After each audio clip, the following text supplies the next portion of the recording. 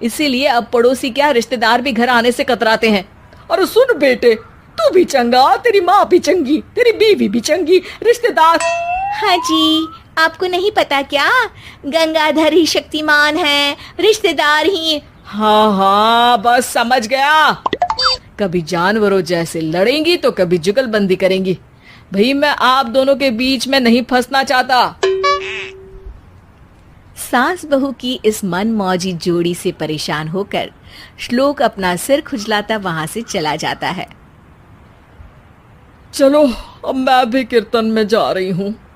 इस पर जैसे ही सास कमरे में अपना पर्स लेने जाती है तो वहां नाश्ते की प्लेट रखी देख मुस्कुराने लगती है और नाश्ता करके घर से बाहर निकलते हुए कुछ पैसे टेबल पर रख जाती है, जिसके कुछ देर बाद सिलेंडर वाला घर आता है।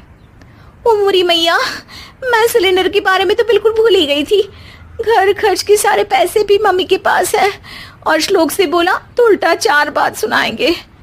प्राची ये सोच ही रही होती है कि अचानक उसका चेहरा चमक उठता है और वो घर में आकर इधर उधर देखने लगती है। तभी उसकी नजर टेबल पर रखे पैसों पर पड़ती है, जिन्हें वो सिलेंडर वाले को दे देती है। ये सब श्लोक देख लेता है। अच्छा बेटे, इतना बड़ा घोटाला, सबके सामने मैं तेरी दुश्मन और पीठ पीछे तेरी मेरी यारी। इस पर श्लोक एक प्लान बनाता है और शाम को सब एक साथ बैठे होने पर बोलने लगता है। माँ, तुम दोनों की बहुत लड़ाई होती है, इसलिए मैं सोच रहा हूँ कि प्राची को उसके घर छोड़ाऊं। इससे वो भी खुश रहेगी और तुम भी।